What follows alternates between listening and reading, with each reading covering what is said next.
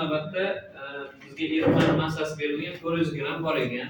Demak, m shtrixini topa olamiz. 400 ni ko'paytiraman 0.42 ga. Necha? 168 gram bo'lyapti bu natriy fosfat. Endi ana shu natriy fosfatga nima qo'shildi deyilyapti? Natriy fosfat ikkita suv kristallik gidrat qo'shildi. Mana natriy 3PO4 va 2 molekula suvdan iborat kristallik gidrat. Mana uni X mol deyman. X mol degandan keyin hosilgan eritmamizning foizini beryapti 50% ga teng ekan. Bunda biz nima qilamiz? Birinchi o'rinda, ya'ni tuz bilan tuz qo'shiladi, eritmani massasi kristallik gidrat qo'shiladi. Shuni esdan chiqarmaymiz. Demak, 168 gram ekan. Shunga qo'shildi natriy fosfatning molar massasini hisoblaylar. 164x qo'shildi. Bo'lamiz umumiy eritmani massasi 400. Endi suvligini tagiga yozamiz-da birgalikda. Natriy fosfat ikkita suv qo'shinglar endi. 164 ga 36 ni qo'shamiz. 200 mi? 200x qo'shilsa necha foizli ekan?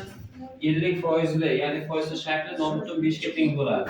Endi ana shu tenglamani ishlaymiz. Taqsim 1 0.5 ni ko'paytirsak 200 plus 100x teng bo'lyapti 168 plus 164 x bu yoqqa o'tadi, minus o'tadi.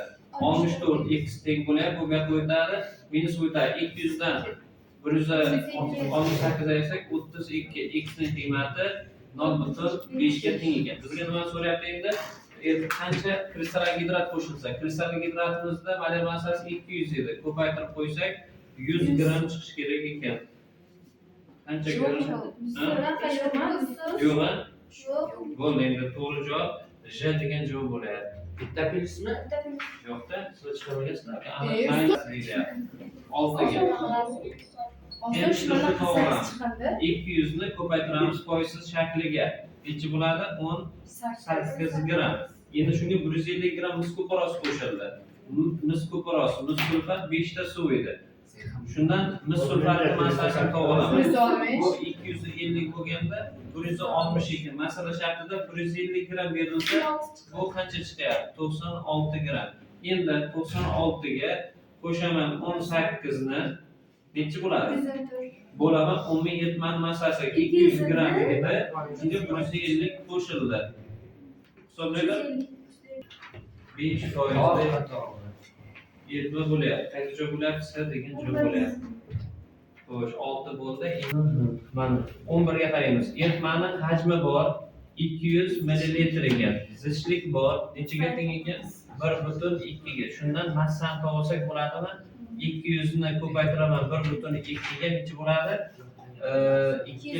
240 gram bo'lyapti. Ana shu 240 gramning ichida m shtriximiz bor ekan. Qancha ekan?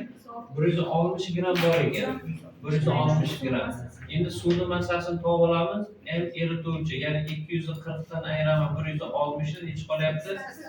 80 mi? 80 gram bo'lyapti. Bu suvimizning massasi H2O. Endi suvning kilogramdagi massasi kerak. 1000 ga bo'lib yuborsak 0.08 kilogramga aylandi. Endi molyar, S molyarni topmoq bo'lsak, modda miqdorini kilogramda erituvchi suvning massasiga bo'lishim kerak. Modda miqdori 160 gram edi. Shuni modda miqdorini topib olaman. 160 ni bo'laman. Bu qaysi moddamiz edi?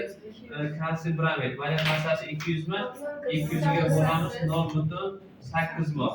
0.8 da bo'lamiz 0.08 ga. Shunda 10 molyarda eritma bo'lar ekan. Qaysi joy bo'lyapti? A degan joy. Keyingisi 20 to'g'rilangan. Sulfat 20 ga qaranglar. 20. Bizga eritmani hajmi bor. Mana hajm berilyapti qanchaga? 300 ml ga teng ekan. 300 ml ga. Endi shundan men nimaga aylantirib olaman? Litrga aylantirib olishim kerak. Molyar konsentratsiyani topib olay. Ya'ni 0.3 litrga teng bo'lyapti. Endi bizga nima bor? Mol bor, modda miqdori bor. 0.3 mol. Endi hajm va modda miqdori berilgan paytda biz qaysi formuladan nimani topsak bo'ladi? Ya'ni molyar konsentratsiyani topsak bo'ladimi? Molyar konsentratsiya modda miqdori taqsim eritmamiz hajmi edi. Modda miqdorimiz 0.3. Shuni bo'laman yana 0.3 litrga. Shunda 1 mol taqsim litrga aylandi. Mol taqsim litrga aylandi. Endi bizdan nima so'rayapti? Eritmaning normal konsentratsiyasi. S normal topmoqchi bo'lsak, Sm ko'paytirilgan kation soni ko'paytirilgan valentligi degan formulamiz bor edi. Molyarligimiz mana 1 chiqdi. Bu qaysi nimamiz? Temir 3 sulfat ekan. Temir 3 sulfat yozaman. Mana temir sulfat. Massasi 400. Demak, massasi kerak yo'q bizga. Mana molyarligi 1 ekan. Shuni ko'paytiraman. Kation 2 ta. Shuni ko'paytiraman. Valentligi nechaga teng? Jim, bu yerda Seyxan aytadi. Temir 3 sulfatda temirimiz necha valentli bo'lyapti? 3 baland. Valentli. 3. 2 ni 3 ga ko'paytirsak, yapti. Mana 26 ga qaraydi. Bizga modda miqdorini topib olaman birinchi. 25 ni bo'laman. Kalsiy parametrimiz molyar massasi nechaga teng? 200 ga teng. 200 ga bo'lib olaman. Necha bo'ladi? 0.125 bor. Shoshilmay turing. Eritmaning normal konsentratsiyasi aniqlang deyilyapti. Mana 0.2 ni molyarligini topib olaylik. 0.125 ni bo'laman. Eritmamiz hajmi 0.5 ekan. 0.5 ga bo'laylik. Ha? 0.125 ni 0.5 ga bo'lsak, 0.25 mol taqsim metrga aylandi. Mana formulaga qo'yaman. S normalni topmoqchi bo'lsak, molyarligimiz 0.25 chiqdi. Endi bu kalsiy nima edi?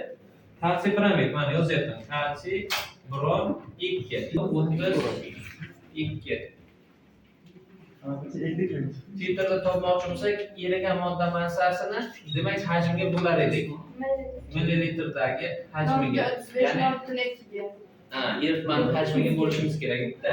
Endi titr bo'lsa, erigan moddaning massasini toping degan uchun 200 ni, ya'ni m ishtirib topmoqchi bo'lsak, ta'ni ko'paytiraman va hajmimizga. Tayimizning qiymati nechaga teng? 0.35 ekan.